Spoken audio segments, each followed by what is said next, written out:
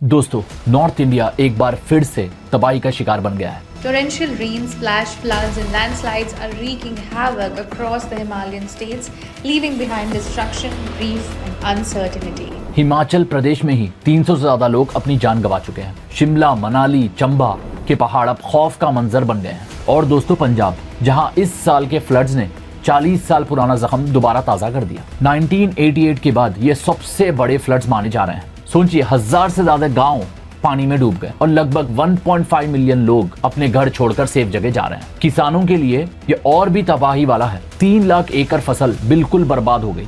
लाखों लोग पंजाब में परेशान हैं।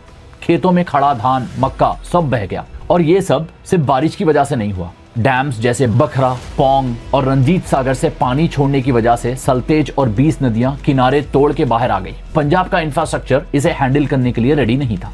फ्लड प्लेन्स पे एंक्रोचमेंट, पुरानी कैनाल्स और वीक वाटरवर्क्स ने सिचुएशन को और खतरनाक बना दिया। अमृतसर, फजिल्का, लुधियाना जैसे शहरों के आसपास के पूरे इलाके तालाबों में बदल गए। लाखों लोग परेशान है पंजाब में। और सबसे बड़ी बात दोस्तों, ये सिर्फ नेचुरल डिजास्टर नहीं था, ये एक मैन मेड क्राइसिस है। क्योंकि प्लानिंग, फ्लड कंट्रोल और टाइमली इवैक्यूएशन अगर सही होता तो नुकसान इतना बड़ा नहीं होता और इतने ज्यादा पंजाब के लोग परेशान नहीं होते। दोस्तों, पंजाब भारत का फूड बाउल है। मतलब कि आपकी डिनर प्लेट में जो खाना आता है वो पंजाब से आता है। दोस्तों, पंजाब डूब रहा है। मैं हर इंसान से गुजारिश करता हूं कि आप जितनी हो सके मदद करिए। और उत्तराखंड, जहां क्लाउड बर्स्ट और लैंडस्लाइड्स ने कम से कम 9 जिंदगियां छीन ली, अब भी कई लोग लापता है। और दोस्तों, क्या आपको लगता है सिर्फ नेचुरल डिजास्टर है? मीडिया बोलती है क्लाइमेट चेंज, लेकिन क्लाइमेट चेंज क्यों हो रहा है? Deforestation, unplanned development, road widening projects by NHAI, national highway authority of India, ये सब के पीछे जिम्मेदारी किसकी है? दोस्तों, आप वीडियो एंड तक देखना, आप जान जाओगे। बात यहां खत्म नहीं होती, क्योंकि असल वजह सिर्फ प्रकृति नहीं बल्कि मैन मेड करप्शन है। और अगले पल मैं आपको दिखाने वाला हूं कैसे इंसानी करप्शन के निशान इन फ्लड्स के हर एक पानी की लहर पे लगे हुए हैं। दोस्तों, जब हम नेचर को डिस्टर्ब करते हैं वो हमें जीने लायक जिंदगी नहीं देता। और जब हम उसे छेड़छाड़ करते हैं, जैसे पेड़ काट दिया, नदियों में मलबा गिरा दिया, रोड को बिना सोच समझ के बड़ी कर देते हैं, तब नेचर अपना बदला लेती है और हम इंसानों को जीने लायक नहीं छोड़ती। आज वही हो रहा है दोस्तों। पंजाब में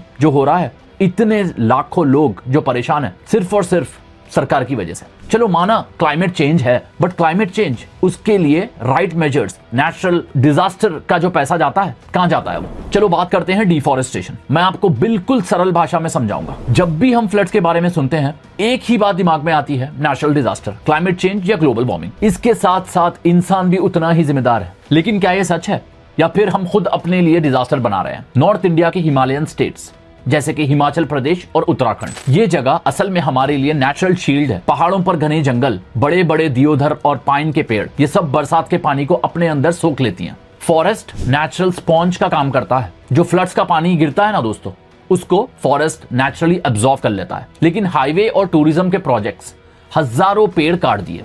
उत्तराखंड में सिर्फ 4 धाम हाईवे के लिए 56,000 पेड़ गिरा दिए गए। और हिमाचल प्रदेश में 1980 से अब तक 7.5 लाख पेड़ कट चुके हैं। और दोस्तों, मैं वहां के रहने वाले जानवर की तो बात ही नहीं कर रहा। अगर उसके बारे में बात करूं तो आप हैरान रह जाओगे। और इसका नतीजा क्या मिल रहा है?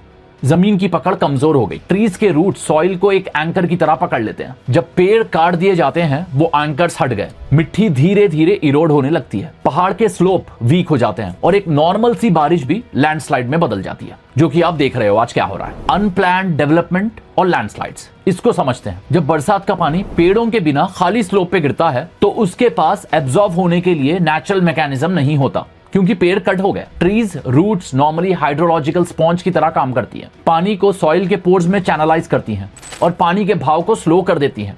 जब पेड़ कट हो गए तो इन्फिल्ट्रेशन कैपेसिटी कम हो गई और सारा पानी सरफेस रन ऑफ बन गया। ये रन ऑफ काइनेटिक एनर्जी के साथ स्लोप पे घूमता है, सॉइल पार्टिकल्स मतलब कि पूरी मिट्टी तोड़ता हुआ नीचे ले आता है। इस प्रोसेस को साइंस में सॉइल इरोजन कहा जाता है। धीरे धीरे नदियां जैसे बीस, अलकनंदा और गंगा एक्स्ट्रा सेडिमेंट से भर गई, यानी कि फुल ऑन मिट्टी भर गई उसमें। सेडिमेंट डिपोजिशन की वजह से रिवर बेड ऊपर आ गया, मतलब रिवर के पास पानी समेटने की जगह बिल्कुल कम हो गई। रिजल्ट, एक दिन वो अपनी नेचुरल बाउंड्री तोड़ देती हैं और विलेजेस, हाईवेज, फार्म्स, घर, पूरा का पूरा इलाका निगल लेती हैं। साइंस कहता है अगर पेड़ काटना जरूरी है रोड एक्सपैंड करने के लिए, तो स्लोप को बायो इंजीनियरिंग से स्टेबलाइज करना मैंडेटरी है। Deep root grasses, shrubs, geomats, proper drainage, retaining walls के साथ। नहीं तो हर छोटी बारिश भी एक बड़ा लैंडस्लाइड और फ्लैश फ्लड में बदल जाती है। दोस्तों, हिमाचल और उत्तराखंड जैसे इको सेंसिटिव जोन्स में हाईवे कैसे बन जाते हैं? पेपर पे सब ठीक लगता है क्योंकि परमिशन देता है एनवायरमेंट मिनिस्ट्री और स्टेट एनवायरमेंट अथॉरिटी,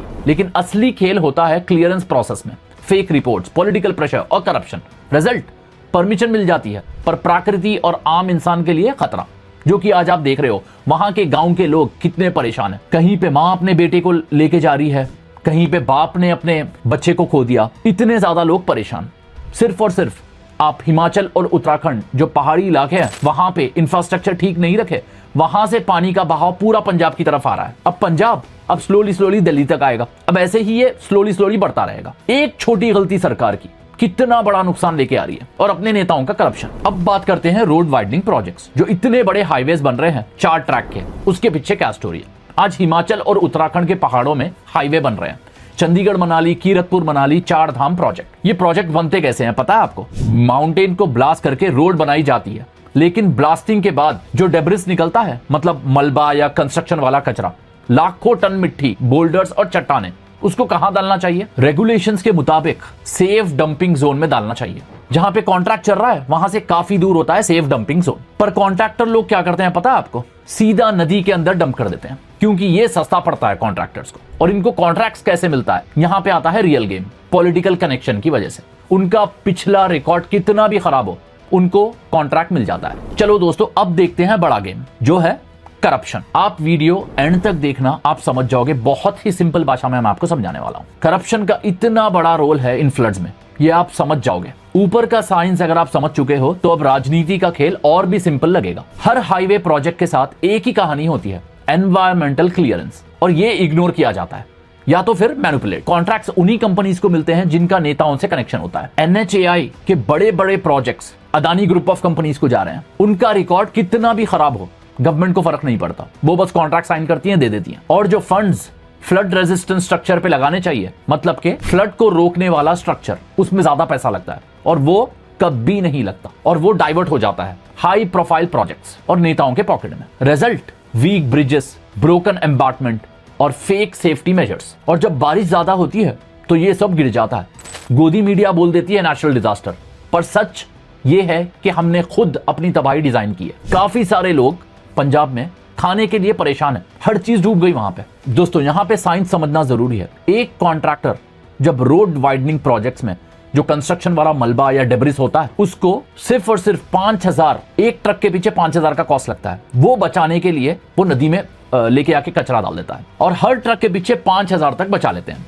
और बड़े हाईवे प्रोजेक्ट में ये सेविंग करोड़ में पहुंच जाती है। चलो कोर्ट फाइन भी लगा ले, कितना लगा लेगा? 20 से 30 लाख, मतलब उनके लिए छोटा नुकसान है, लेकिन हमारे लिए और उन गांव के लोगों के लिए जो वहां जी रहे हैं, उनके लिए ये तबाही बन जाता है। सिर्फ 2023 के हिमाचल फ्लड्स में ही 400 से ज्यादा लोग अपनी जान गंवा चुके हैं। दोस्तों, पंजाब में हजारों घर बह गए, सड़कें टूट गई और पूरे के पूरे परिवार बस एक रात में बर्बाद हो गए।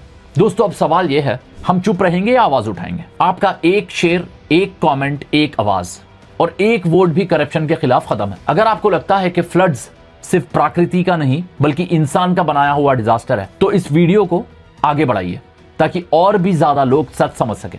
हमारी जनरेशन को डिसाइड करना है कि हम इसी सिस्टम के शिकार बनेंगे या इसे बदलने वाले बनेंगे। और दोस्तों, मेरी आप सबसे विनती है, जितना आप डोनेट कर सकते हो इन फ्लड्स के लिए उतना डोनेट करिए। गवर्नमेंट भेजेगी मदद, पता है, बट हम सबको मिलकर मदद करनी होगी। इतने सारे लोग परेशान हैं वहां पे। नेक्स्ट वीडियो में मिलते हैं। जय हिंद।